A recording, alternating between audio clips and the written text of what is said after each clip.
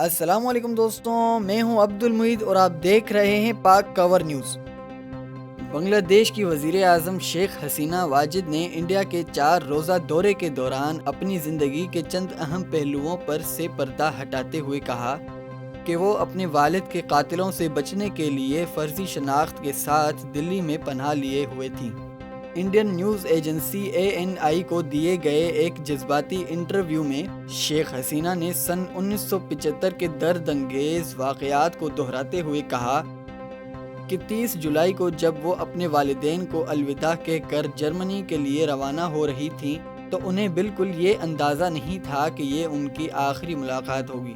شیخ حسینہ واجد کے شوہر اس وقت جرمنی میں نیوکلیئر سائنسدان تھے، جبکہ وہ شادی کے بعد اپنے والدین کے گھر میں 3 بہن بھائیوں کے ہمراہ رہ رہی تھیں۔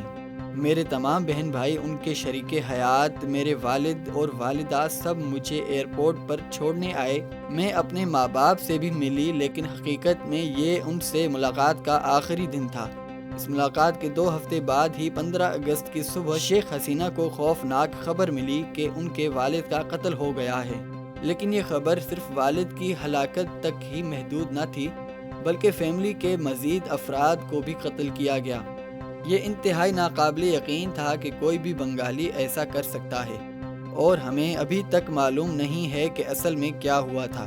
عوامی لیگ کی سربراہ شیخ حسینہ نے بھری ہوئی آنکھوں سے بتایا کہ فوجی بغاوت ہوئی اور پھر ہم نے سنا کہ میرے والد کو قتل کر دیا گیا ہے، لیکن ہمیں یہ معلوم نہیں تھا کہ فیملی کے تمام افراد کو بھی قتل کیا گیا ہے۔ ان کا کہنا تھا کہ اس دوران مدد کی پیشکش کرنے والا پہلا ملک انڈیا تھا۔ اندرا گاندھی نے فوری پیغام بھیجا کہ وہ ہمیں سیکیورٹی اور پناہ دینا چاہتی ہیں۔ اس دل دہلا دینے والے واقعے کو گزرے 50 سال بیت چکے ہیں، لیکن آج بھی اس پر بات کرتے ہوئے شیخ حسینہ کی آواز میں درد جھلکتا ہے۔ اس وقت بنگلہ دیش کے جرمنی میں تعینات سفیر ہمایوں رشید پہلے شخص تھے جنہوں نے شیخ مجیب الرحمان اور ان کے اہل خانہ کے قتل کا واقعہ بیان کیا تھا۔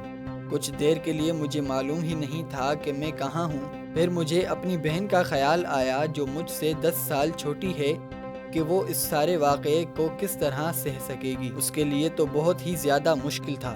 شیخ حسینہ نے بتایا کہ جب وہ دلی آئیں تو پہلے انہیں سیکیورٹی کے حصار میں ایک گھر میں رکھا گیا۔ انہوں نے بتایا کہ جو لوگ ان کے والد کے قتل میں ملوث تھے انہوں نے دیگر رشتہ داروں کے گھروں پر بھی حملے کیے اور کچھ کو قتل بھی کیا۔ تقریباً 18 لوگوں کو قتل کیا گیا، جن میں رشتہ دار، کچھ ملازم اور ان کے بچے، چند مہمان اور میرے انکل شامل تھے۔ سازش کرنے والوں کا مقصد واضح تھا کہ بنگا بندھو کے خاندان میں سے کوئی بھی دوبارہ اقتدار میں نہ آ سکے۔ میرا چھوٹا بھائی صرف 10 سال کا تھا، انہوں نے اس کو بھی نہیں چھوڑا۔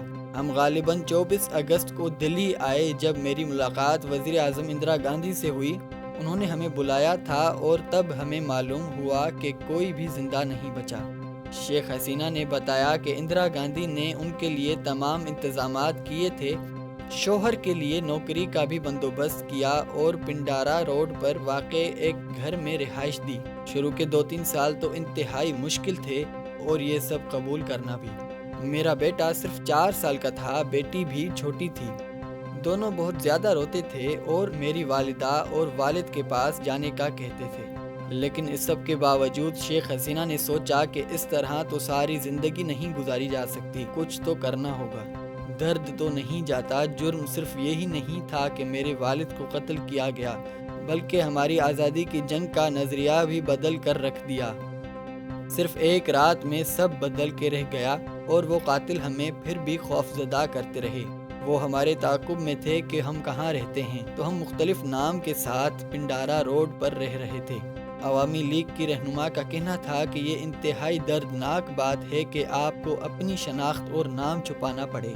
شیخ حسینہ عوامی لیگ کی سربراہی ملنے کے بعد مئی 1981 کو بنگلہ دیش واپس لوٹیں اور اس وقت حالات کچھ حد تک بدل چکے تھے۔ شیخ حسینہ 3 مرتبہ اپوزیشن لیڈر اور 3 ہی مرتبہ وزیر اعظم بن چکی ہیں۔ آج کے لیے اتنا ہی۔ اگر آپ کو یہ ویڈیو پسند آئی تو اس ویڈیو کو لائک کریں، چینل کو سبسکرائب کریں اور بیل کے آئیکن کو دبانا ہرگز نہ بھولیں۔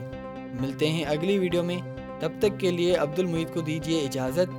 اپنا بہت سارا خیال رکھیے گا۔ اللہ حافظ۔